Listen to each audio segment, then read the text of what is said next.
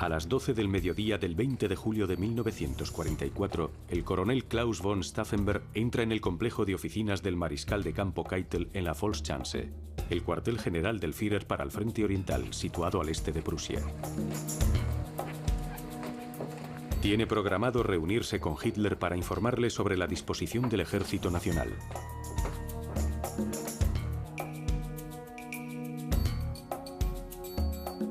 Keitel comunica a los oficiales que la sesión informativa no tendrá lugar en el búnker, como es habitual, sino en una sala de conferencias cercana, Lagebarak, los barracones de situación. Keitel les indica a los oficiales que lo acompañen, pero Stauffenberg se detiene y pregunta si se puede cambiar la camisa. El ayudante de Keitel, John von Freyen, lo conduce a un dormitorio cercano. Mientras Stauffenberg está dentro, suena el teléfono. Es el general Feldgiebel, jefe de comunicaciones. Stauffenberg dice que le devolverá la llamada lo antes posible. Keitel se impacienta.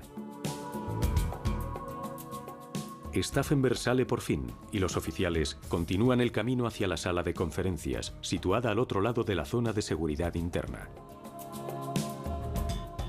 A las 12:35, Stauffenberg entra en la sala de conferencias. Exactamente 7 minutos después, sucede lo inesperado. Así comienza uno de los capítulos más asombrosos de la historia de la Segunda Guerra Mundial. Un intento de asesinato del Führer por un grupo de altos mandos del ejército en el apogeo del poder militar alemán. Este es el testimonio histórico nunca antes contado de la Operación Valquiria.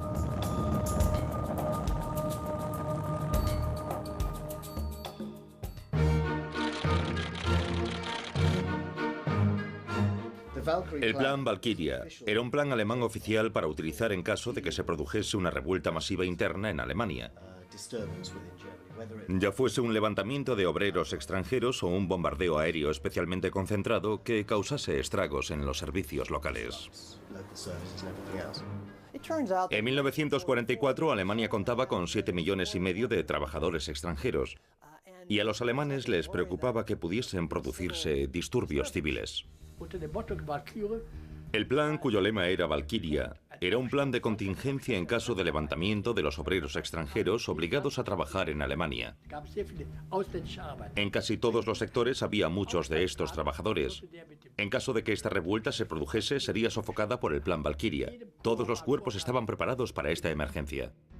El ejército de reserva, cuyas oficinas se encontraban en la calle Wendelstraße, en Berlín, formaba las tropas designadas para ejecutar la Operación Valkyria. Los círculos de la resistencia en la Wendelstraße en Berlín eran los que tenían el control de ese plan. Así que para ellos resultaba muy lógico convertir esa operación o plan en su propia estrategia. En Berlín también había un joven oficial del Estado Mayor del Alto Mando alemán, llamado Klaus Schenk, conde von Stauffenberg.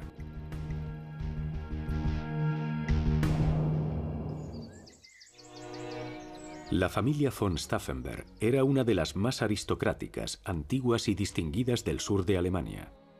Tanto el padre de Klaus, Alfred, como su madre, Caroline, eran aristócratas de alto rango. Caroline ya le había dado a su marido 2 hijos, los gemelos Berthold y Alexander.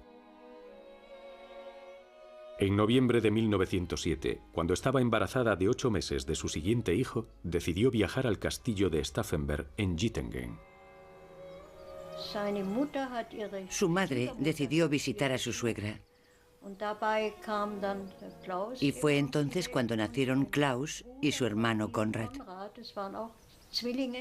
Eran gemelos, igual que sus primeros hijos. Konrad murió poco después de nacer, pero Klaus sobrevivió. Durante los 10 años siguientes, los 3 hijos de la pareja se criaron con todas las comodidades y privilegios de la nobleza alemana en la época del Kaiser Guillermo II. La casa de Lautlingen, situada a unos 80 kilómetros al sur de Stuttgart, fue el lugar donde Klaus creció y luego vivió con su familia. En 1914 estalló el conflicto y Alemania le declaró la guerra a Francia y a Rusia. Caroline les llevaba té a los soldados que pasaban por la estación de tren local y durante el verano animó a sus hijos a que ayudasen a las mujeres del pueblo con la cosecha, ya que ahora no contaban con la ayuda de sus hombres. En su tiempo libre, Klaus leía y aprendía a tocar el violonchelo para que junto con sus hermanos pudiesen interpretar en trío sonatas de Mozart y Haydn. Un día se enteraron de que Alemania había perdido un armisticio. Klaus rompió a llorar. Por supuesto, aún era un niño cuando aquella guerra terminó con la derrota de Alemania, en lo que fue visto por mucha gente, incluida la familia de Stauffenberg, como la humillación nacional del Tratado de Versalles en 1919. Alemania estaba en un estado de sitio, mientras distintos grupos, ya fuesen comunistas o de derechas, se disputaban el poder.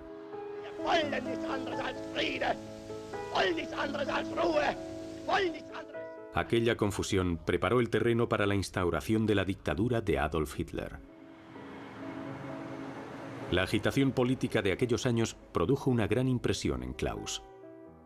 Se propuso convertirse en oficial, ya que creía que el cuerpo de oficiales siempre había sido una poderosa fuerza estabilizadora en la vida alemana. En 1926 se unió al regimiento ligado por tradición a la familia, el 17º Regimiento de Caballería en Bamberg. Klaus se había convertido en un joven alto e increíblemente apuesto, con un deslumbrante cabello negro, pómulos prominentes, mandíbula firme y ojos soñadores y románticos. Era una persona impresionante. Siempre tuvo carisma y era muy afectuoso y muy abierto con cualquier persona que pudiese conocer. Como católico devoto que era, se aseguraba de ir a misa todos los domingos. Durante un tiempo estuvo destinado en Bamberg, en el 17º Regimiento de Caballería. Y no muy lejos de Bamberg estaba la hacienda de mi abuelo. En esa época siempre me invitaban al baile de invierno del regimiento en Bamberg.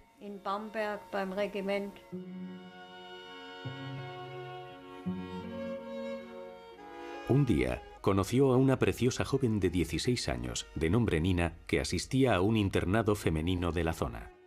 En 1930, cuando hubo ascendido a subteniente, Klaus le propuso matrimonio a Nina, aunque solo tenía 23 años. El 26 de septiembre de 1933, 8 meses después de que Hitler se alzase como canciller, Nina y Klaus contrajeron matrimonio en la iglesia de St. James en Bamberg. Klaus se casó de uniforme y con el casco de acero. Casarse es un acto de servicio, le explicó a Nina. En 1936, Klaus se presentó a los exámenes para ingresar en la prestigiosa Academia de la Guerra de Berlín. Berthold von Stauffenberg también se había mudado a Berlín con su nueva mujer, Mika. Su primo, el conde César von Hoffacker, también vivía en Berlín, en la calle Kaiser Wilhelmstrasse. Mi padre era primo directo del conde Klaus von Stauffenberg. Mi abuela y la madre de Klaus eran hermanas, por lo que había una relación muy cercana. Y creo que eso, definitivamente, tuvo algo que ver con el hecho de que mi padre acabase en la resistencia.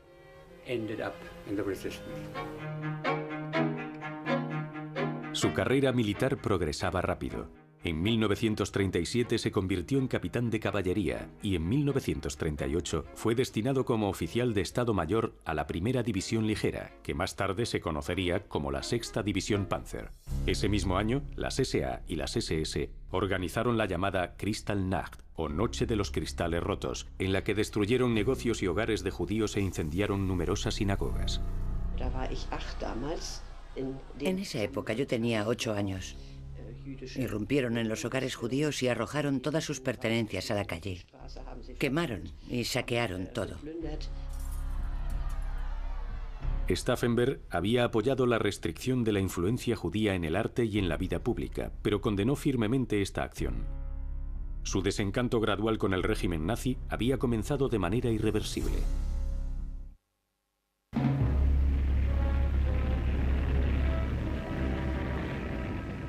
Stauffenberg servía como intendente de la primera división ligera cuando Hitler decidió invadir Polonia en septiembre de 1939. Cuando en noviembre de 1939 intentaron convencerlo para ayudar a derrocar a Hitler, él respondió: "Todavía no estoy preparado". ¿Qué significaba aquello? Entonces era capitán del Estado Mayor. ¿Cuántas oportunidades de oponerse a un dictador y comandante en jefe se le presentan a un capitán? Los ideales de Stauffenberg le decían que el ejército estaba allí para defender y respaldar a Alemania. Y por lo tanto era un miembro muy leal del ejército que invadió Polonia en 1939. Ahora Alemania estaba en guerra. Este era el régimen que gobernaba Alemania, y yo creo que él pensaba que hasta cierto punto Alemania se había visto obligada a entrar en guerra, que no había sido solo cuestión de la excéntrica política exterior de Hitler.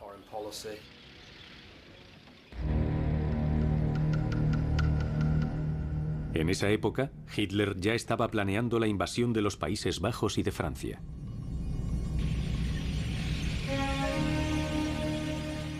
El 10 de mayo, Stauffenberg estaba con la 6ª División Panzer cuando sus tanques entraron en Luxemburgo y Bélgica, encabezando así las 6 divisiones acorazadas que cruzaron el río Mosa y atravesaron Francia.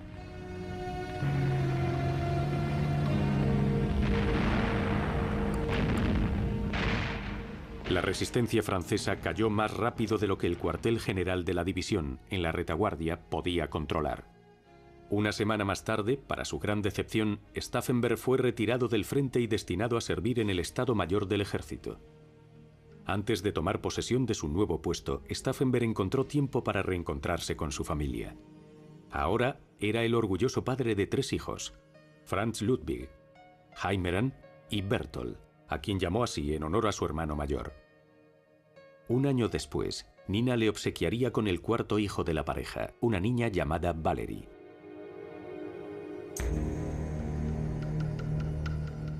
Desde su posición en el Estado Mayor del Ejército, Stauffenberg fue testigo de la invasión de la Unión Soviética. Pero no fue hasta más tarde, en 1941, cuando los asesinatos sistemáticos de judíos y gitanos por parte de las SS llegaron hasta los niveles más altos de la Wehrmacht. A mí me habían herido fuera de Moscú, y como no estaba listo para cumplir mi deber, empecé a trabajar para el mariscal de campo von Kluge. Entonces llegó una nota de la retaguardia de las SS. 5 gitanos habían recibido un tratamiento especial. Así que von Kluge preguntó: ¿qué significa eso? Bueno, les hemos pegado un tiro. ¿Cómo? ¿Tras un consejo de guerra? No, hemos matado a todos los gitanos y a los judíos. Esa fue la primera vez que lo oí de boca de un alto oficial de las SS. Me quedé horrorizado. Durante los primeros días de la campaña rusa, el Holocausto ya había empezado, y tenía toda la pinta de convertirse en algo realmente brutal. No se trataba de los supuestos asesinatos que ocurrieron luego en cámaras de gas en Auschwitz y todo eso. Esto era algo realmente cruel, civiles en fila los que disparaban y arrojaban dentro de los fosos. Lo que estaba ocurriendo era algo terrible. Y los informes de cada una de esas atrocidades, obviamente, recorrían las líneas militares. Por ejemplo, si nos fijamos en el número de judíos exterminados durante el Holocausto, con diferencia la mayor parte de ellos proceden de la antigua Unión Soviética, Bielorrusia, Ucrania y lugares como esos. Y esas son las zonas que los alemanes ocuparon en el verano y otoño de 1941. Allí ocurrieron cosas realmente atroces.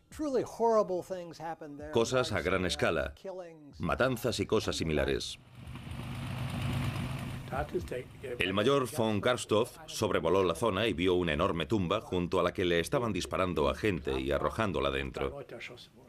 8.000 judíos fueron asesinados a tiros por las SS. En esa época yo solo tenía 25 años y solo le confié este secreto a Treschow. Treschow era como una figura paterna, un jefe del Estado Mayor militar. El general Henning von Treschow, que servía en el Frente Oriental, en el Heeresgruppe Mitte, llevaba planeando derrocar a Hitler desde finales de los años 30. El grupo Heeresgruppe Mitte se rodeó de un círculo de gente en quien sabía que podía confiar. Era raro, pero aquello se sabía. En esa época teníamos un código para averiguar si alguien era nazi. Y yo sabía que Treschow no era nazi. Admiraba su inteligencia.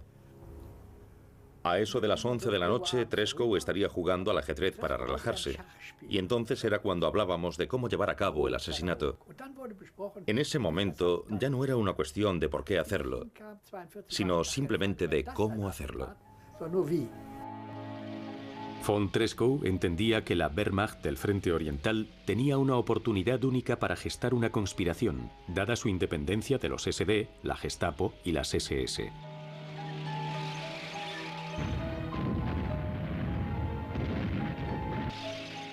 En julio de 1941, von Treschow recibió la visita de un oficial del Estado Mayor, Stauffenberg. El joven militar estaba de acuerdo con Treschow en que Hitler era un peligro, pero todavía no estaba preparado para unirse a la conspiración.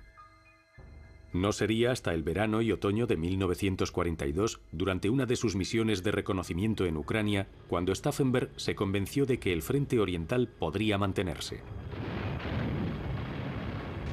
Pero en ese mismo año, Stauffenberg recibió los primeros informes sobre los genocidios de judíos rusos por parte de las fuerzas especiales de las SS, conocidos como los Einsatztruppen.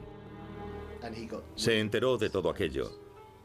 Se quedó perplejo y horrorizado de que lo estuviesen haciendo en nombre de Alemania. Y en efecto creo que en ese momento fue cuando realmente se convirtió a la causa. Al ser educado como católico, siempre hay una autoridad mayor que tu Führer. Entonces ocurrió todo aquello y pasó de ser un leal miembro del cuerpo de oficiales a convertirse en un rebelde. Puso en marcha una campaña individual para convencer a los comandantes del Frente Oriental de que intentasen enfrentarse a Hitler y arrebatarle el poder. Ese invierno de 1942, el ejército alemán se detuvo ante las puertas de Stalingrado. Aun cuando el Sexto Ejército, a las órdenes del general von Paulus, se enfrentaba a una derrota, Hitler se negó a autorizar la retirada. Mi único hermano estaba en Stalingrado. Así que mi marido siempre nos contaba las últimas señales de radio del ejército sitiado de Paulus, el cuartel general de Hitler en el este. Siempre nos lo contaba a mí y a mi madre, y era horrible. Mi hermano desapareció, nunca volvió a casa. Un ejército al completo fue sacrificado, simplemente por una cuestión de prestigio.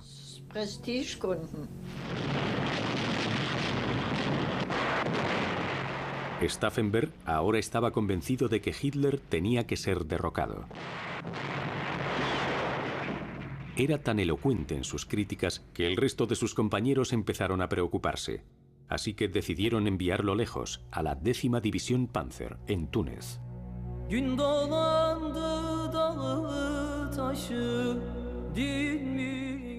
En Libia y Túnez, las victorias del afamado Afrika Korps, capitaneado por Erwin Rommel, habían sufrido un revés.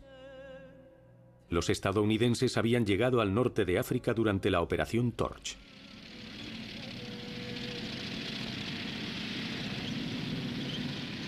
Rommel lanzó un arriesgado ataque Panzer contra las aún inexpertas tropas estadounidenses, dirigiéndose hacia el paso de Kasserine. Pero la victoria duró poco. Los alemanes iniciaron la retirada. El 7 de abril, Stauffenberg intentó conducir a su columna a través del estrecho paso de El Hafai.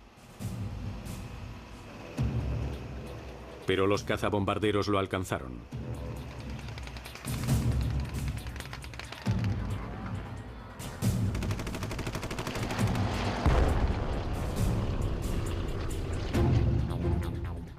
Stauffenberg resultó gravemente herido.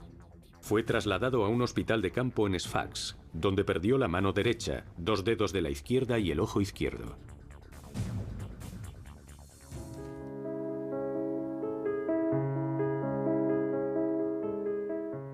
Su recuperación fue lenta pero constante. El 5 de julio volvió a Lautlingen para una convalecencia de un mes. Allí se reunió con sus hijos, Heimeran, Franz Ludwig y la pequeña Valerie, así como con su sobrina Elisabeth y su sobrino Alfred. Por esa época, el puesto de jefe del Estado Mayor del Ejército en la Oficina General del Ejército en la Wendelstraße, Berlín, había quedado vacante. El general Olbrich, sabedor del empeño de Stauffenberg en derrocar a Hitler, arregló todo rápidamente para que el puesto le fuese ofrecido a Stauffenberg. Stauffenberg lo aceptó de inmediato. En agosto de 1943, Stauffenberg concertó una reunión con Henning von Treschow para hablar sobre la implementación del Plan Valkyria. Empezaron a esbozar un perfil del nuevo gobierno que asumiría el mando justo después del golpe de Estado. El general Ludwig Beck se convertiría en el jefe de Estado.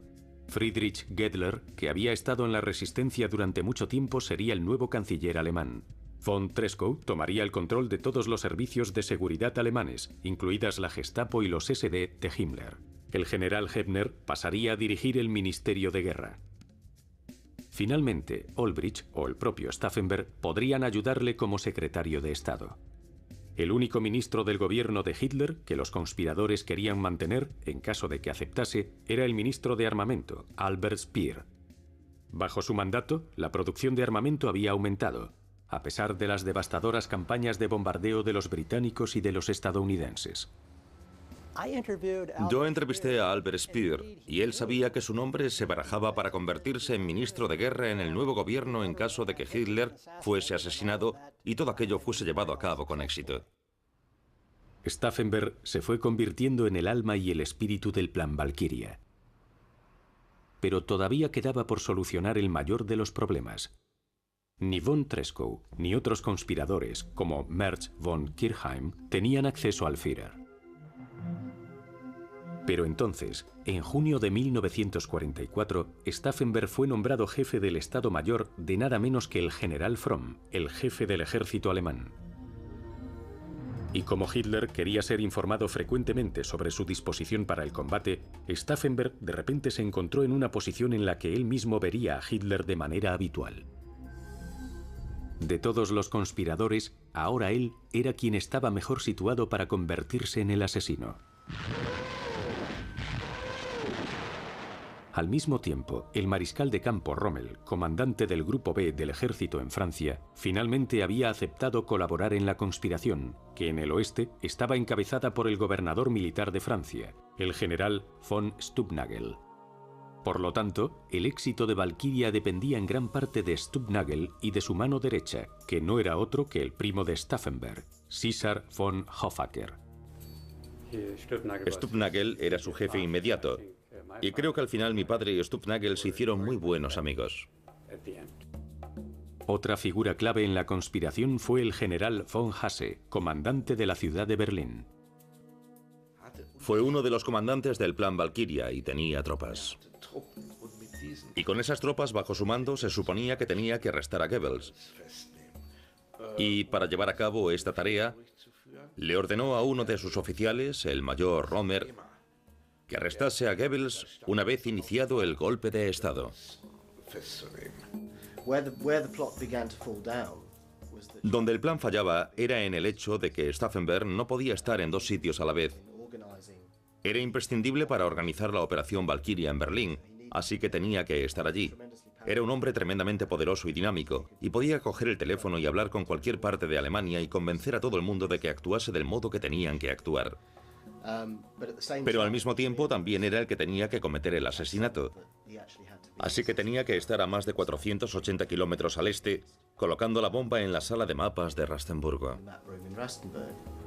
Ya que Stauffenberg tenía que sobrevivir y volver a Berlín para orquestar el golpe, tenía que utilizar un temporizador con un alambre de retención. Probamos dinamita de toda Europa, holandesa, francesa, belga, así como otro tipo de explosivos. Y pude asegurar que los explosivos británicos eran los mejores, especialmente los alambres de retención, ya que eran silenciosos. Los otros silbaban. También dije que había que utilizar 2 bombas y dichos alambres, por si una de ellas fallaba, solo para estar seguros. El co-conspirador de Stauffenberg, el general Helmut Stief, consiguió las bombas y los alambres necesarios del teniente von Beslager. ¿Tienes explosivos británicos? Sí, mételos en el maletín y llévaselos a Steve. Entonces fue cuando me di cuenta de lo que estaba ocurriendo. Así que cogí mi maletín, un modelo muy básico de cuero, y lo llené de explosivos británicos. Eran de plástico y cuadrados. Y entonces añadí los alambres necesarios y fui a ver a Steve. El objetivo primordial del Valkyria era acabar con la cúpula alemana. Los mariscales de campo von Kluge y Rommel insistían en que no solo con Hitler. Himmler, jefe de las SS, y a Hermann Göring, jefe de la Luftwaffe, y al que Hitler había nombrado sucesor, también deberían ser eliminados. El problema era que estos 3 hombres rara vez se reunían en la misma conferencia. El 11 de julio, Stauffenberg viajó a Berghof con Steve. Estaban preparados para hacer detonar la bomba. Pero ni Himmler ni Göring estaban presentes. Steve decidió abortar la operación. 3 días más tarde, Hitler trasladó su cuartel general de Berghof a la Volkschanze.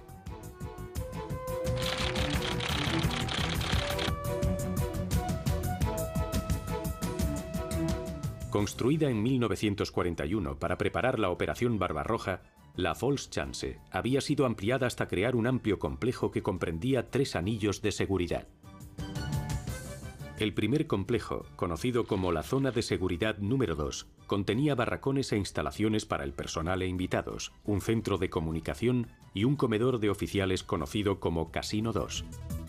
Al noroeste estaba la Zona de Seguridad número 1, dentro de la cual se encontraban las oficinas de las figuras principales del régimen nazi, incluidas las de Göring, el general Jodl y la del oficial de campo Wilhelm Keitel. Justo a la izquierda de la Zona 1 había otro sector fuertemente protegido, conocido como la Führerzone. Aquí había un enorme búnker reservado para el Führer, así como refugios para ataques aéreos y varios barracones de madera, en uno de los cuales había una sala de mapas de situación. El 14 de julio, Stauffenberg y el general Fromm fueron convocados en la Volkschanze al día siguiente. En esta famosa foto se puede ver a Stauffenberg erguido como un roble, mientras Hitler saluda al general Bodenschatz de la Luftwaffe.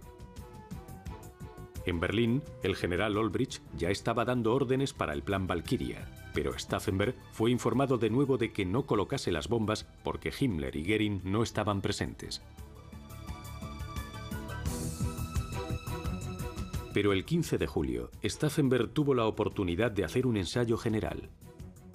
Vio que las posibilidades de activar la bomba en el búnker del Führer eran pocas. Por lo tanto, tendría que romper la cápsula fuera de allí, preferiblemente en el complejo de oficinas de Keitel. También vio que la distancia entre los 2 edificios era de unos 365 metros, lo cual significaba que le llevaría alrededor de 10 minutos a pie. Por lo tanto, un alambre de 10 minutos no sería suficiente, los necesitaría de 30 minutos.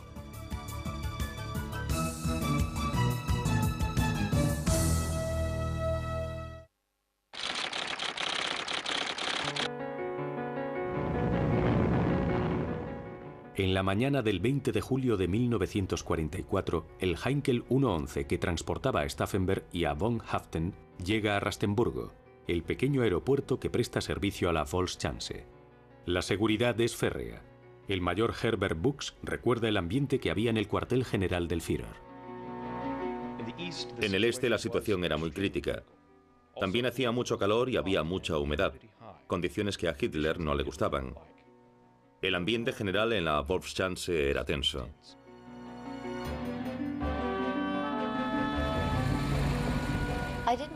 No sabía que mi marido intentaría cometer el asesinato. Me dijo que en caso de que fracasase no debería serle leal. Lo más importante era que uno de nosotros sobreviviese para cuidar de los niños.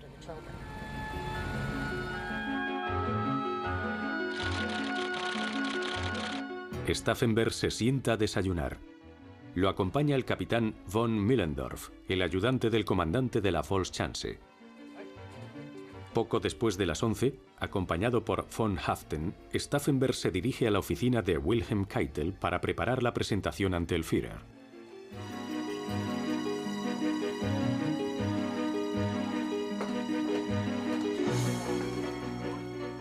Allí, Stauffenberg recibe una noticia inquietante. La conferencia no se celebrará en el búnker, como es habitual, sino en un edificio de madera reforzado con hormigón conocido como Lagerbaracke o sala de situación. Poco después, Keitel es informado de que la conferencia diaria ha sido reprogramada para las 12:30 p.m. debido a la visita de Mussolini. Entonces decide que deberían ir a la sala de conferencias lo antes posible. La bomba ha de ser activada de inmediato. Stauffenberg pregunta dónde se puede cambiar la camisa. Von Freuen conduce a los oficiales a una habitación.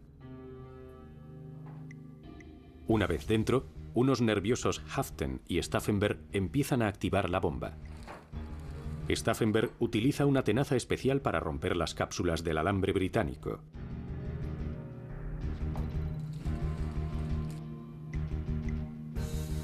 Luego, Haften lo inserta en la bomba. En ese momento, Voss intenta abrir la puerta para decirle a Stauffenberg que lo llaman por teléfono. Von Haften acaba de terminar de activar la primera bomba, pero no ha podido activar la segunda. Keitel se impacienta y le dice a Stauffenberg que se dé prisa. Se han quedado sin tiempo. Una sola bomba deberá ser suficiente.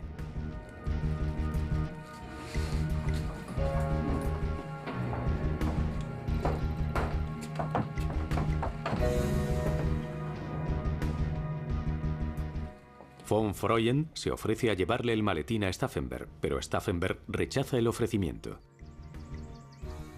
Quiero sentarme lo más cerca del Führer posible, dice. No oigo muy bien.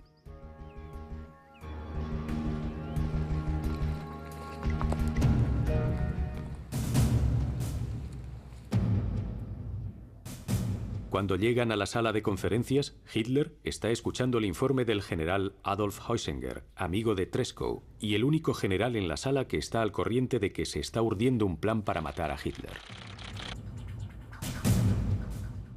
A la derecha de Heusinger está el coronel Heinz Brandt, el general Rudolf Schmund, ayudante jefe,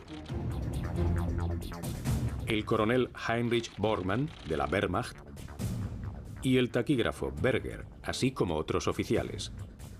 A la izquierda de Hitler está el general Alfred Jodl, jefe de operaciones.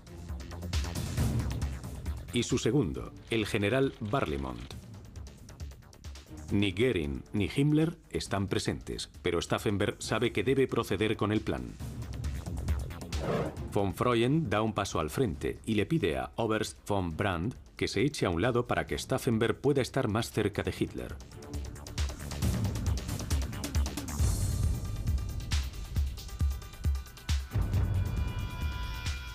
Con la bomba ya colocada, Stauffenberg le dice a von Freuen que tiene que hacer una llamada y se va. Por desgracia, Brandt vuelve a su posición anterior.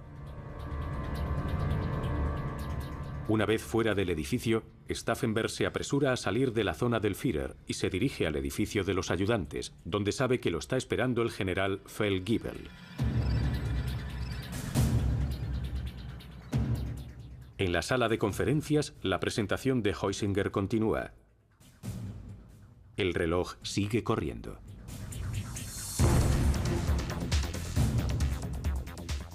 Cristales y astillas de madera salieron volando por los aires. La gran mesa en la que estaban extendidos todos los mapas de situación se vino abajo. Después de unos segundos de silencio escuché una voz que decía: ¿Dónde está el Führer?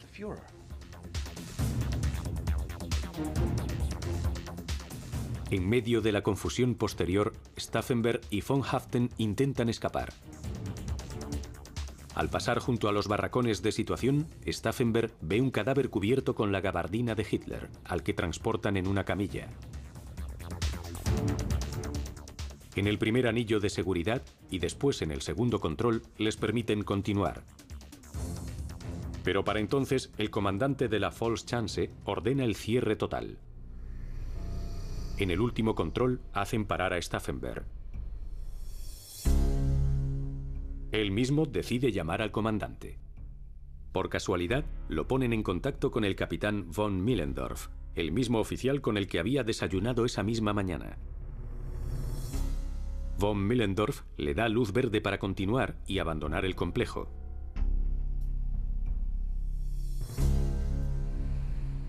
De camino al aeropuerto, von Haften abre su maletín y arroja la segunda bomba al bosque. Su Heinkel despega a la 1:15 p.m. Pero debido a fuertes rachas de viento, Stauffenberg y von Haften no llegarán a Wendelstraße hasta las 4:30 de la tarde.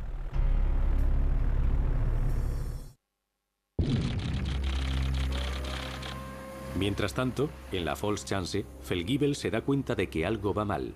Se corre el rumor de que Hitler sigue vivo y que solo ha sufrido heridas leves. Aunque existe un corte de comunicaciones, a la Wendelstraße llega la noticia de que el complot puede haber fracasado. El general Olbricht decide esperar para lanzar el plan Valkyria hasta que Stauffenberg pueda informarle en persona. Cuando Stauffenberg aterriza en Berlín, ve que no se ha hecho nada.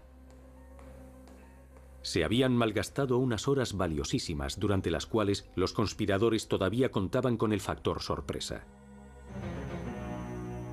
El general Fromm, comandante del ejército alemán, se niega en redondo a activar el plan Valkyria. Dice que acaba de hablar con Keitel y que le ha dicho que el Führer sigue vivo.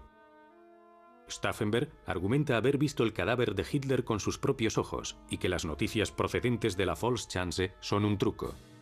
Ansioso por lavarse las manos de todo el asunto, Fromm ordena el arresto de todos los conspiradores. Pero Stauffenberg se le adelanta y hace que lo arresten.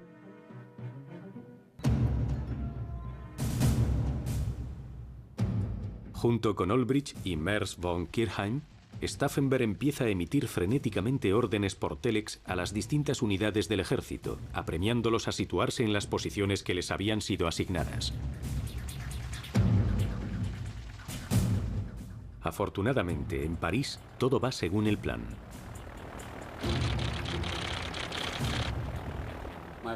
Mi padre siguió adelante y arrestó a la gente más importante de las SS y la Gestapo en París.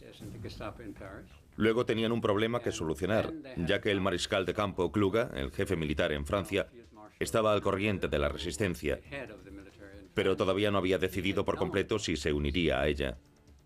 Y ahí viene la famosa frase de Kluge que se cita tan a menudo: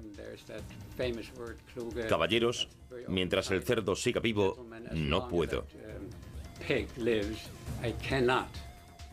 Kluge se suicidó justo 4 semanas después de aquello. Así que mi padre y Studenager volvieron a París y tuvieron que abrir las puertas de la cárcel. El traqueteo de las máquinas de escribir se detuvo en la Wendelstraße cuando Radio Berlín emitió un comunicado. Se ha producido un atentado contra la vida del Führer, pero Hitler está vivo y hablará en la radio muy pronto.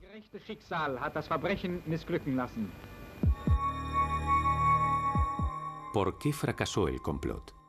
No solo uno, sino una secuencia de acontecimientos habían arruinado la conspiración. El primer factor fue la decisión de von Freund de colocar a Stauffenberg a la derecha de Hitler, junto a Heusinger. Más tarde, cuando Brandt golpeó con el pie el maletín, lo movió hacia la derecha de la pata de madera, que protegió a Hitler en el momento de la explosión. Si Stauffenberg se hubiese colocado a la izquierda de Hitler, es posible que la explosión hubiese herido a Hitler de más gravedad, posiblemente de muerte. De hecho, todos los oficiales que murieron en la explosión estaban situados a la derecha del maletín bomba, sin la protección de ninguna de las patas de madera. El segundo problema fue la llamada de teléfono de Feldgiebel, agravada por la impaciencia de Keitel, que evitó que los conspiradores activasen la segunda bomba. Si Stauffenberg hubiese podido colocar ambas bombas en la sala de conferencias, las probabilidades de que Hitler resultase muerto habrían sido mucho mayores. Pero el factor más importante fue la decisión de trasladar la reunión del búnker a la sala de conferencias de madera. Si la bomba hubiese explotado en las paredes de hormigón del búnker, la explosión habría sido contenida y todos aquellos que estuviesen presentes en la sala habrían muerto.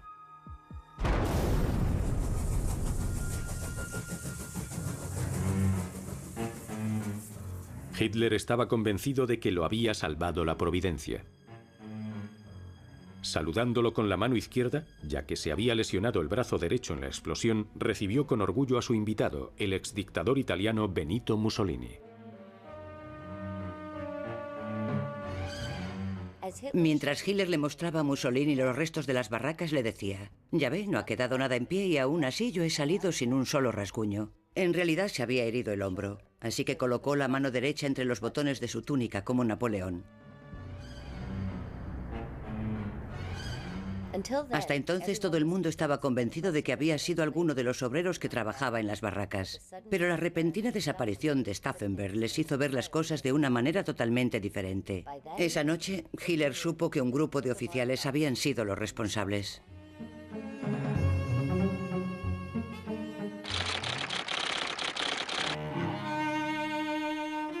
Mientras tanto, en Berlín había comenzado el acto final. El mayor Remmer, que había desafiado las órdenes de Hasse, había reunido a sus tropas alrededor de la Wendelstraße.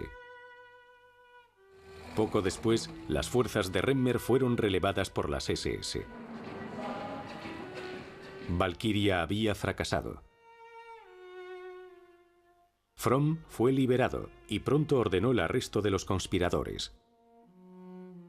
Ansioso por encubrir su complicidad, Fromm decidió deshacerse de los conspiradores de inmediato para que ninguno de ellos pudiese implicarlo en la investigación que seguro se iba a iniciar.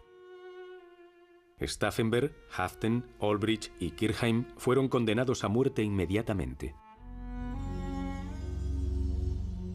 Se iniciaron los preparativos para la ejecución, que iluminarían los faros de los vehículos de las SS. Entonces los condujeron al patio de la Wendler Block.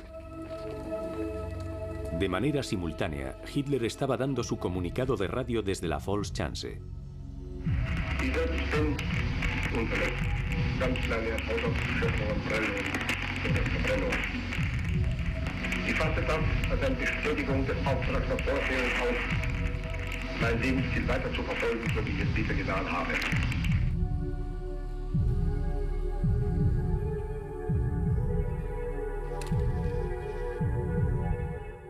¡Larga vida a nuestra sagrada Alemania!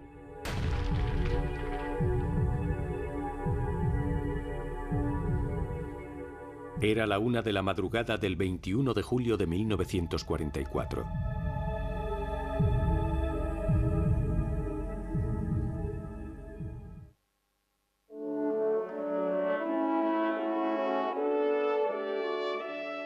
Al final, el destino había sido piadoso con Klaus von Stauffenberg. Muchos otros oficiales de alto rango no tuvieron tanta suerte. El atentado convenció a Hitler de que no podía confiar en la cúpula de la Wehrmacht. Hizo una purga en el cuerpo de oficiales y utilizó el shock del ataque para reunir en el Reichstag a todos los miembros supervivientes de la antigua oposición. Al mismo tiempo, aquellos oficiales que habían resultado heridos o muertos por la bomba eran aclamados como héroes. Hitler acudió personalmente al hospital de Rastenburgo para presentarle sus respetos a los oficiales heridos en la explosión.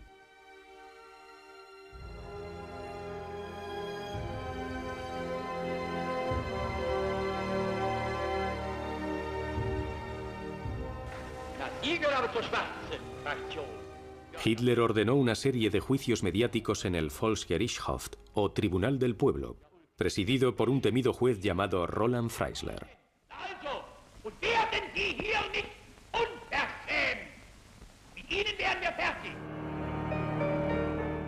Incluso oficiales de alto rango, como el mariscal de campo von Witzleben, fueron obligados a vestirse con ropa andrajosa y nada favorecedora para despojarlos así de su antigua dignidad. Mi marido fue ejecutado ese mismo día.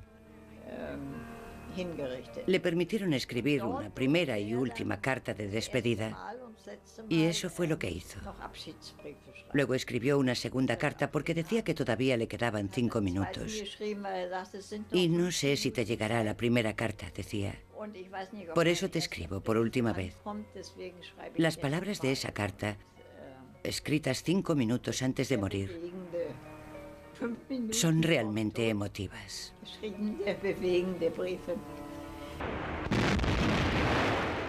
Y la guerra continuó. Seguiría durante otros 10 meses, en los cuales millones de personas perderían la vida.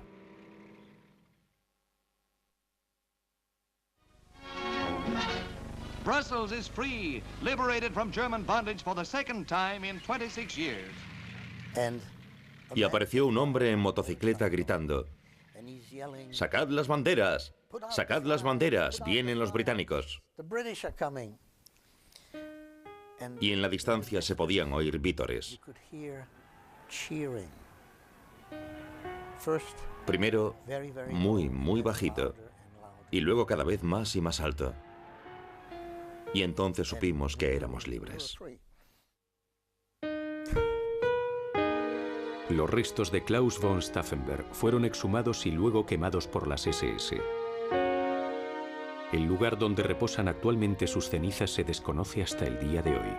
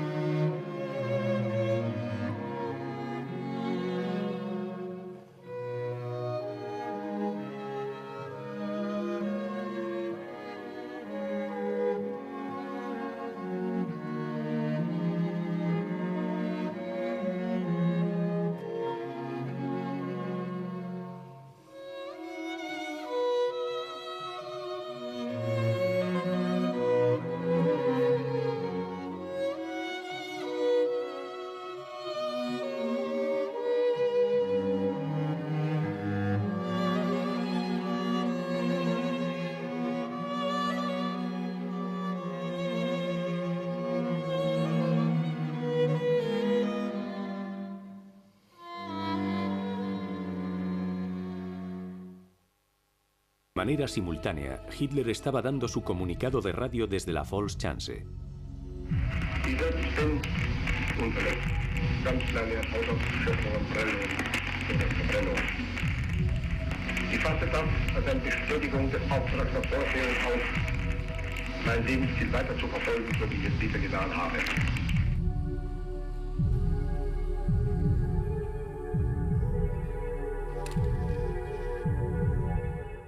¡Larga vida a nuestra sagrada Alemania!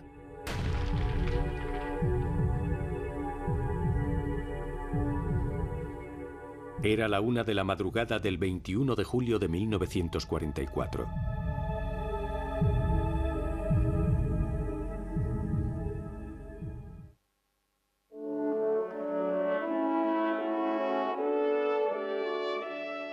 Al final, el destino había sido piadoso con Klaus von Stauffenberg.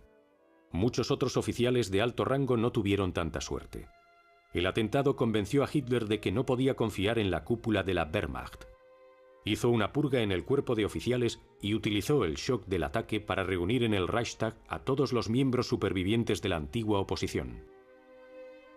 Al mismo tiempo, aquellos oficiales que habían resultado heridos o muertos por la bomba eran aclamados como héroes.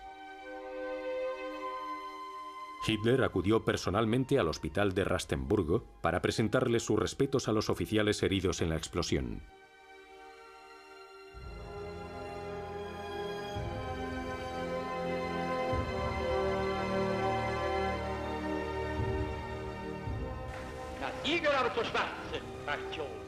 Hitler ordenó una serie de juicios mediáticos en el Volksgerichtshof, o Tribunal del Pueblo, presidido por un temido juez llamado Roland Freisler.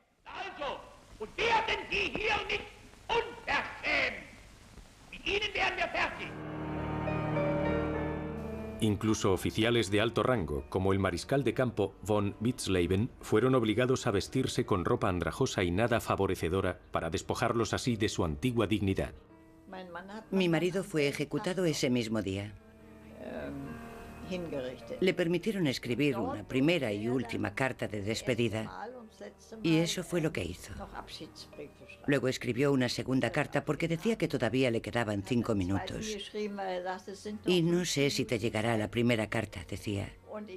Por eso te escribo por última vez. Las palabras de esa carta, escritas 5 minutos antes de morir, son realmente emotivas.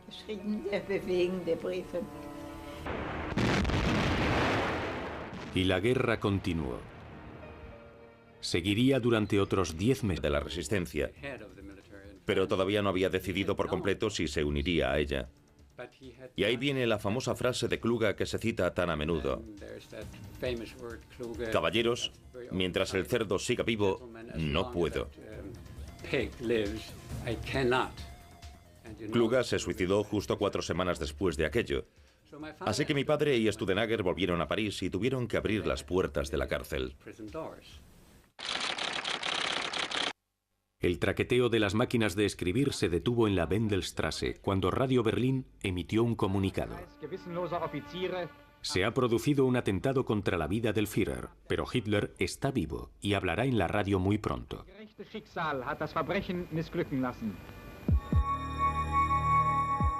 ¿Por qué fracasó el complot? No solo uno, sino una secuencia de acontecimientos habían arruinado la conspiración. El primer factor fue la decisión de von Freund de colocar a Stauffenberg a la derecha de Hitler, junto a Heusinger. Más tarde, cuando Brandt golpeó con el pie el maletín, lo movió hacia la derecha de la pata de madera, que protegió a Hitler en el momento de la explosión. Si Stauffenberg se hubiese colocado a la izquierda de Hitler, es posible que la explosión hubiese herido a Hitler de más gravedad, posiblemente de muerte. De hecho, todos los oficiales que murieron en la explosión estaban situados a la derecha del maletín bomba, sin la protección de ninguna de las patas de madera. El segundo problema fue la llamada de teléfono de Feldgiebel, agravada por la impaciencia de Keitel, que evitó que los conspiradores activasen la segunda bomba. Si Stauffenberg hubiese podido colocar ambas bombas en la sala de conferencias, las probabilidades de que Hitler resultase muerto habrían sido mucho mayores. Pero el factor más importante fue la decisión de trasladar la reunión del búnker a la sala de conferencias de madera. Si la bomba hubiese explotado en las paredes de hormigón del búnker, la explosión habría sido contenida y todos aquellos que estuviesen presentes en la sala habrían muerto.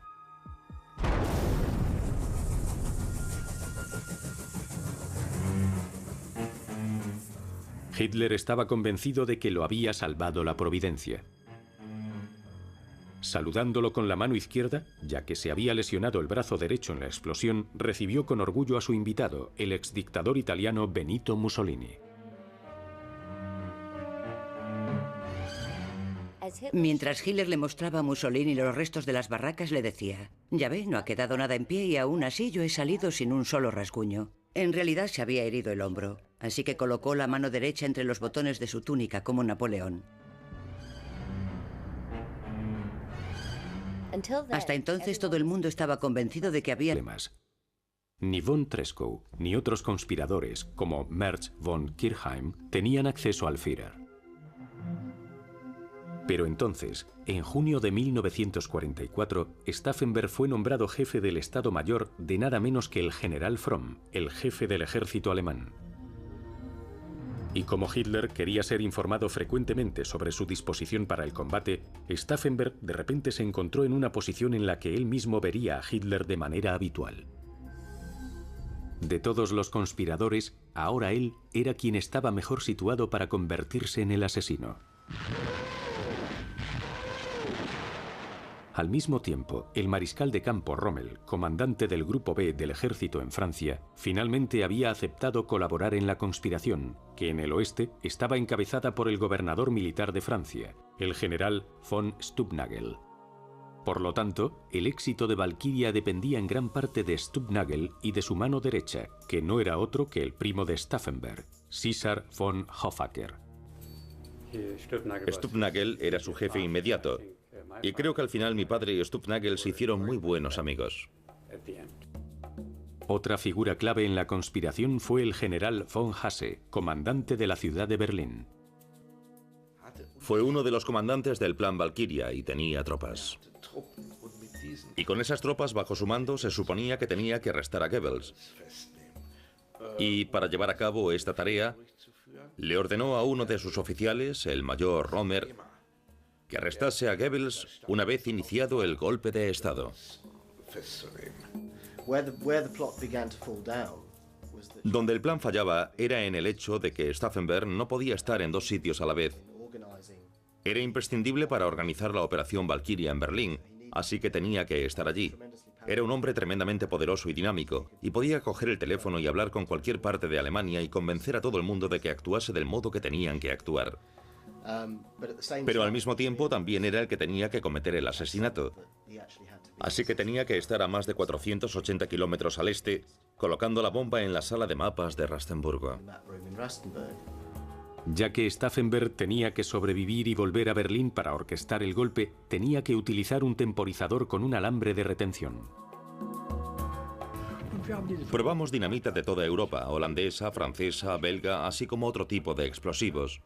Y pude asegurar que los explosivos británicos eran los mejores, especialmente los alambres de retención, ya que eran silenciosos. Los otros silbaban. También dije que había que utilizar dos bombas y dichos alambres, por si una de ellas fallaba, solo para estar seguros. El co-conspirador de Stauffenberg, el general Helmut Stieg, gran impresión en Klaus. Se propuso convertirse en oficial, ya que creía que el cuerpo de oficiales siempre había sido una poderosa fuerza estabilizadora en la vida alemana. En 1926 se unió al regimiento ligado por tradición a la familia, el 17º Regimiento de Caballería en Bamberg. Klaus se había convertido en un joven alto e increíblemente apuesto, con un deslumbrante cabello negro, pómulos prominentes, mandíbula firme y ojos soñadores y románticos. Era una persona impresionante. Siempre tuvo carisma y era muy afectuoso y muy abierto con cualquier persona que pudiese conocer. Como católico devoto que era, se aseguraba de ir a misa todos los domingos. Durante un tiempo estuvo destinado en Bamberg, en el 17º Regimiento de Caballería. Y no muy lejos de Bamberg estaba la hacienda de mi abuelo. En esa época siempre me invitaban al baile de invierno del regimiento en Bamberg.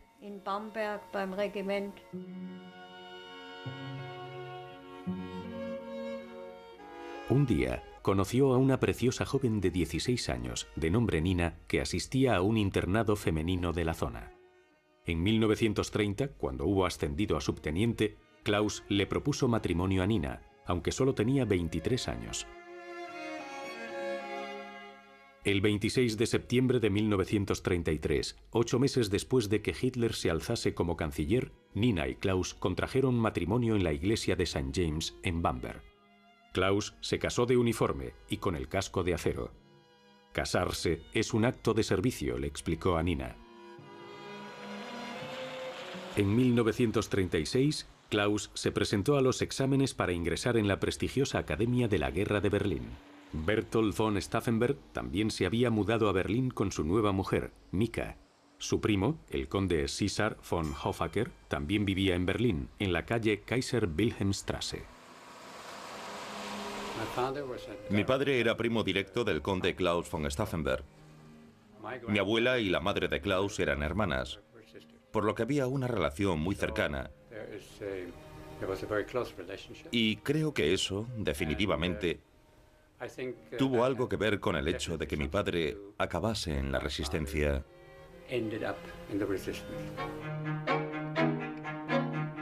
Su carrera militar progresaba rápido. En 1937 se convirtió en capitán de caballería y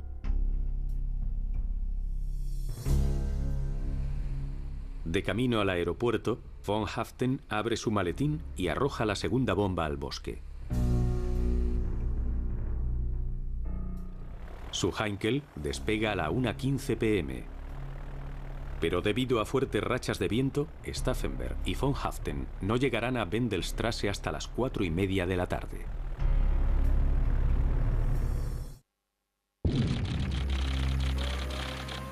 Mientras tanto, en la Volkschanze, Feldgiebel se da cuenta de que algo va mal.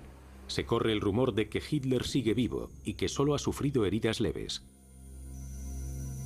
Aunque existe un corte de comunicaciones, a la Wendelstraße llega la noticia de que el complot puede haber fracasado.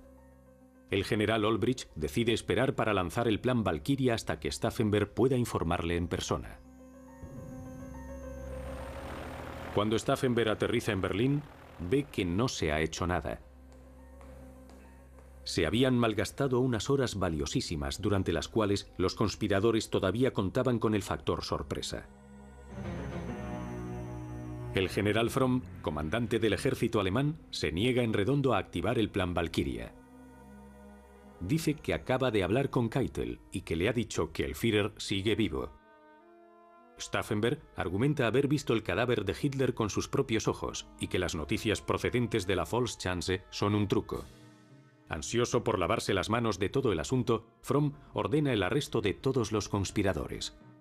Pero Stauffenberg se le adelanta y hace que lo arresten.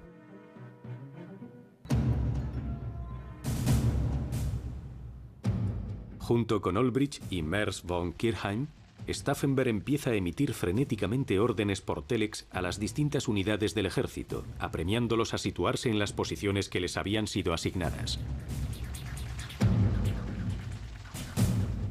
Afortunadamente, en París, todo va según el plan.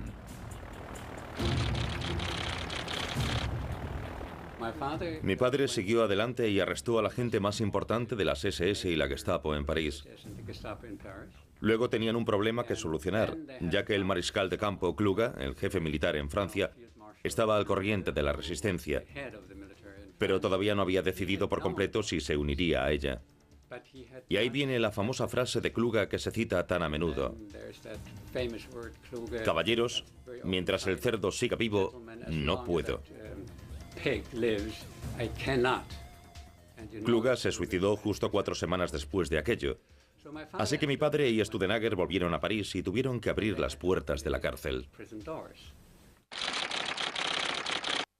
El traqueteo de las máquinas.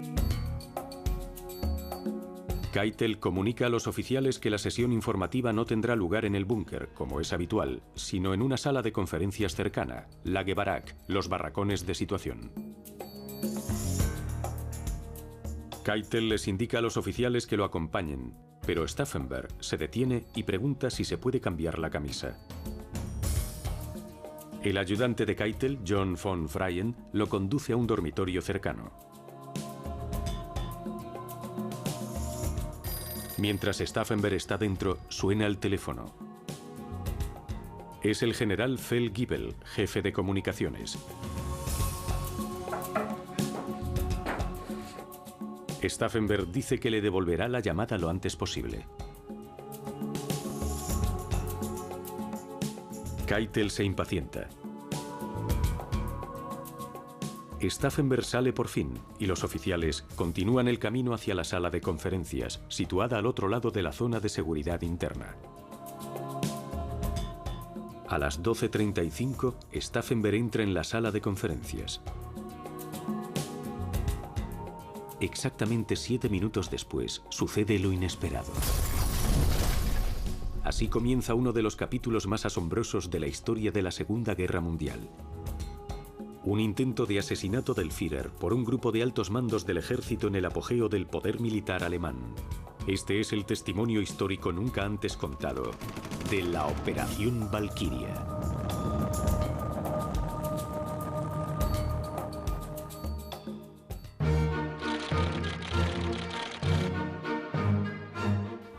El plan Valkyria era un plan alemán oficial para utilizar en caso de que se produjese una revuelta masiva interna en Alemania. Ya fuese un levantamiento de obreros extranjeros o un bombardeo aéreo especialmente concentrado que causase estragos en los servicios locales. En 1944, Alemania contaba con 7,5 millones de trabajadores extranjeros. y a los alemanes les preocupaba que pudiesen producirse disturbios civiles. El plan, cuyo lema era Valkyria, era un plan de contingencia en caso de levantamiento de los obreros extranjeros obligados a trabajar en Alemania. En casi todos los sectores había muchos de estos trabajadores.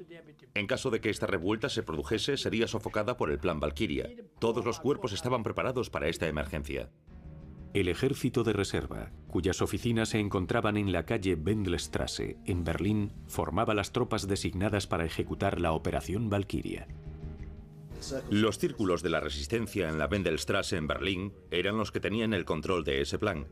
Así que para ellos resultaba muy lógico convertir esa operación o plan. Fracasó el complot.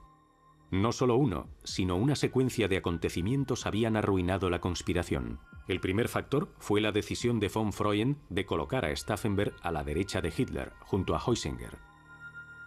Más tarde, cuando Brandt golpeó con el pie el maletín, lo movió hacia la derecha de la pata de madera, que protegió a Hitler en el momento de la explosión. Si Stauffenberg se hubiese colocado a la izquierda de Hitler, es posible que la explosión hubiese herido a Hitler de más gravedad, posiblemente de muerte. De hecho, todos los oficiales que murieron en la explosión estaban situados a la derecha del maletín bomba, sin la protección de ninguna de las patas de madera. El segundo problema fue la llamada de teléfono de Feldgiebel, agravada por la impaciencia de Keitel, que evitó que los conspiradores activasen la segunda bomba.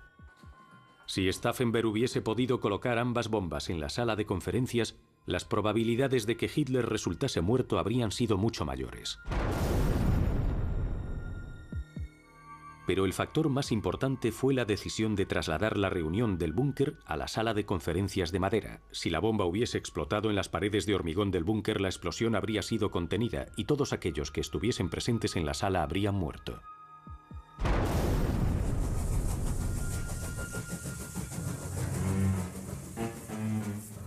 Hitler estaba convencido de que lo había salvado la providencia. Saludándolo con la mano izquierda, ya que se había lesionado el brazo derecho en la explosión, recibió con orgullo a su invitado, el exdictador italiano Benito Mussolini. Mientras Hitler le mostraba a Mussolini los restos de las barracas, le decía: «Ya ve, no ha quedado nada en pie y aún así yo he salido sin un solo rasguño». En realidad se había herido el hombro, así que colocó la mano derecha entre los botones de su túnica como Napoleón. Hasta entonces todo el mundo estaba convencido de que había sido alguno de los obreros que trabajaba en las barracas. Pero la repentina desaparición de Stauffenberg les hizo ver las cosas de una manera totalmente diferente. Esa noche, Hitler supo que un grupo de oficiales habían sido los responsables.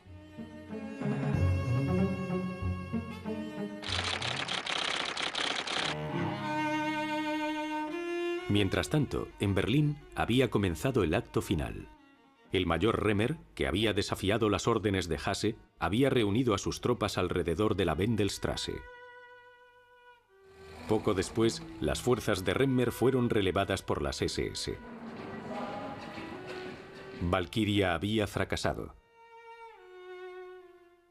Fromm fue liberado y pronto ordenó el arresto de los conspiradores.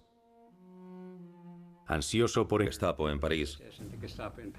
Luego tenían un problema que solucionar, ya que el mariscal de campo Kluge, el jefe militar en Francia, estaba al corriente de la resistencia, pero todavía no había decidido por completo si se uniría a ella. Y ahí viene la famosa frase de Kluge que se cita tan a menudo: «Caballeros, mientras el cerdo siga vivo, no puedo». Kluge se suicidó justo 4 semanas después de aquello. Así que mi padre y Studenager volvieron a París y tuvieron que abrir las puertas de la cárcel. El traqueteo de las máquinas de escribir se detuvo en la Wendelstraße cuando Radio Berlín emitió un comunicado. Se ha producido un atentado contra la vida del Führer, pero Hitler está vivo y hablará en la radio muy pronto.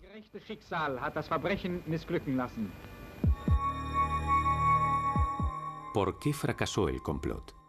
No solo uno, sino una secuencia de acontecimientos habían arruinado la conspiración. El primer factor fue la decisión de von Freund de colocar a Stauffenberg a la derecha de Hitler, junto a Heusinger. Más tarde, cuando Brandt golpeó con el pie el maletín, lo movió hacia la derecha de la pata de madera, que protegió a Hitler en el momento de la explosión.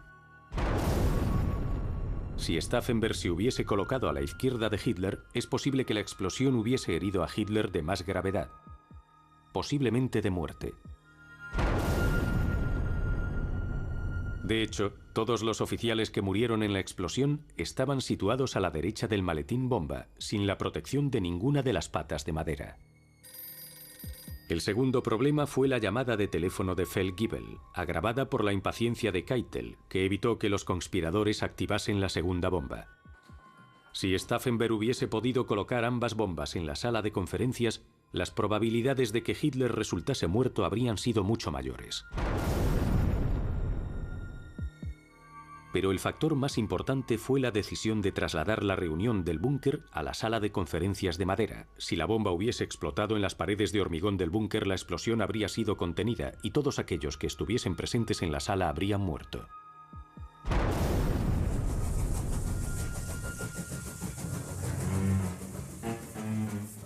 Hitler estaba convencido de que lo había salvado la providencia.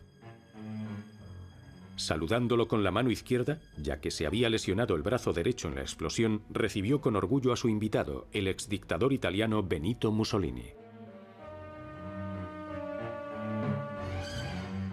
Mientras Hitler le mostraba a Mussolini los restos de las barracas, le decía: «Ya ve, no ha quedado nada en pie y aún así yo he salido sin un solo rasguño». En realidad se había herido el hombro, así que colocó la mano derecha en... Decisión de von Freund de colocar a Stauffenberg a la derecha de Hitler, junto a Heusinger. Más tarde, cuando Brandt golpeó con el pie el maletín, lo movió hacia la derecha de la pata de madera, que protegió a Hitler en el momento de la explosión. Si Stauffenberg se hubiese colocado a la izquierda de Hitler, es posible que la explosión hubiese herido a Hitler de más gravedad, posiblemente de muerte. De hecho, todos los oficiales que murieron en la explosión estaban situados a la derecha del maletín bomba, sin la protección de ninguna de las patas de madera. El segundo problema fue la llamada de teléfono de Feldgiebel, agravada por la impaciencia de Keitel, que evitó que los conspiradores activasen la segunda bomba. Si Stauffenberg hubiese podido colocar ambas bombas en la sala de conferencias, las probabilidades de que Hitler resultase muerto habrían sido mucho mayores. Pero el factor más importante fue la decisión de trasladar la reunión del búnker a la sala de conferencias de madera. Si la bomba hubiese explotado en las paredes de hormigón del búnker, la explosión habría sido contenida y todos aquellos que estuviesen presentes en la sala habrían muerto.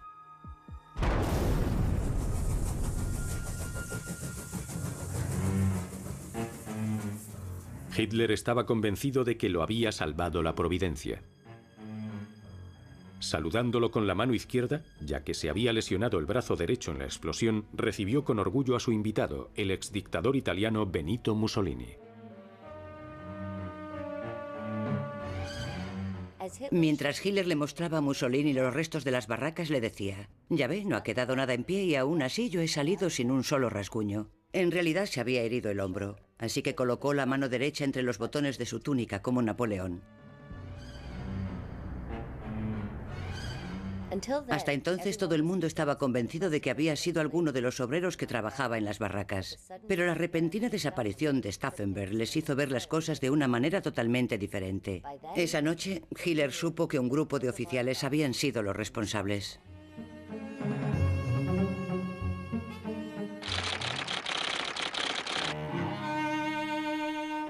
Mientras tanto, en Berlín había comenzado el acto final. El mayor Remmer, que había desafiado las órdenes de Hasse, había reunido a sus tropas alrededor de la Wendelstraße. Poco después, las fuerzas de Remmer fueron relevadas por las SS. Valkyria había fracasado. Fromm fue liberado y pronto ordenó el arresto de los conspiradores. Ansioso por encubrir su complicidad, Fromm decidió deshacerse de los conspiradores de inmediato para que ninguno de ellos pudiese implicarlo en la investigación que, según vencido de que Hitler tenía que ser derrocado. Era tan elocuente en sus críticas que el resto de sus compañeros empezaron a preocuparse. así que decidieron enviarlo lejos, a la 10ª División Panzer, en Túnez.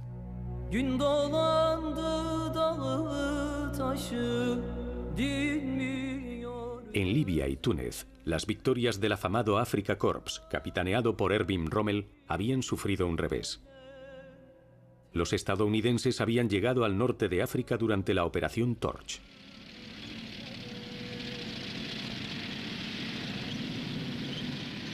Rommel lanzó un arriesgado ataque Panzer contra las aún inexpertas tropas estadounidenses, dirigiéndose hacia el paso de Kasserine.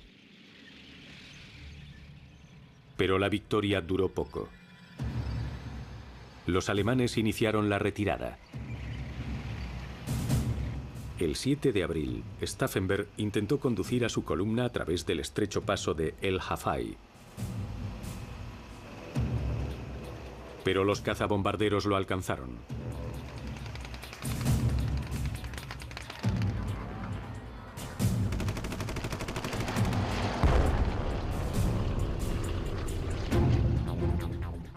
Stauffenberg resultó gravemente herido.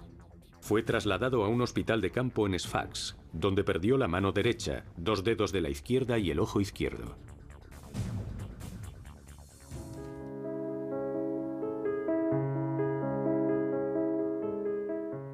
Su recuperación fue lenta pero constante.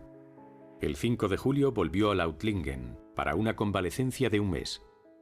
Allí se reunió con sus hijos, Heimeran, Franz Ludwig y la pequeña Valerie, así como con su sobrina Elisabeth y su sobrino Alfred.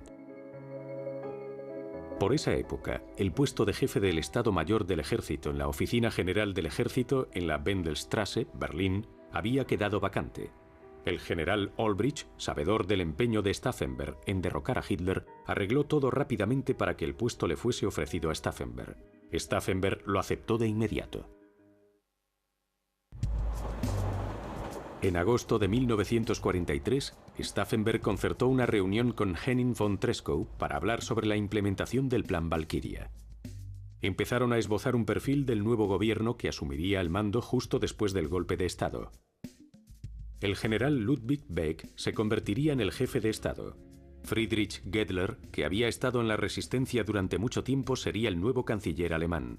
Von Treschow tomaría el control de todos los servicios de seguridad alemanes, incluidas la Gestapo y los SD de Himmler.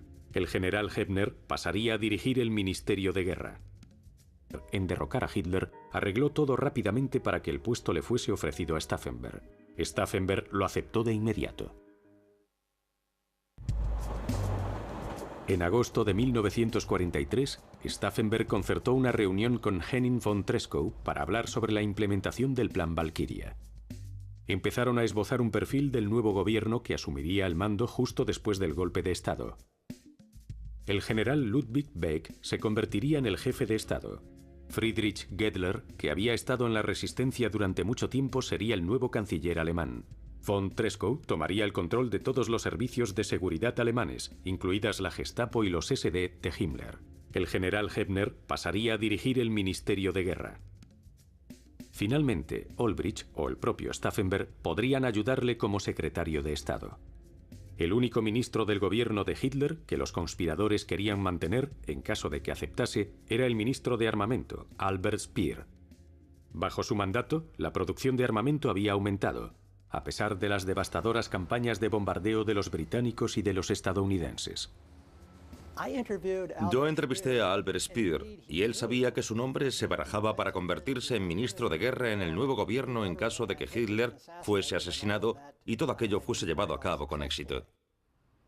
Stauffenberg se fue convirtiendo en el alma y el espíritu del Plan Valkyria. Pero todavía quedaba por solucionar el mayor de los problemas.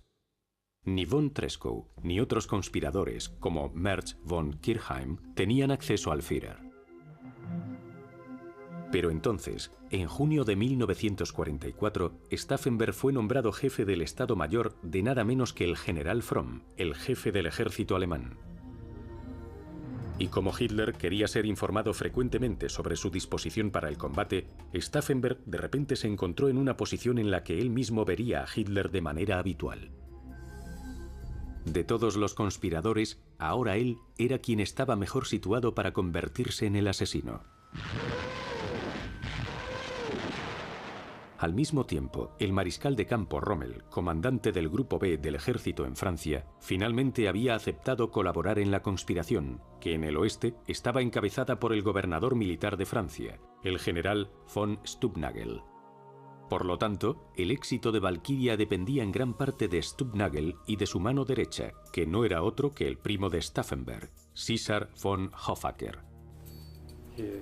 Stubnagel era su jefe inmediato, y creo que al final mi padre y Stubnagel se hicieron muy buenos amigos. Otra figura clave en la conspiración fue el general von Hasse, comandante de la ciudad de Berlín.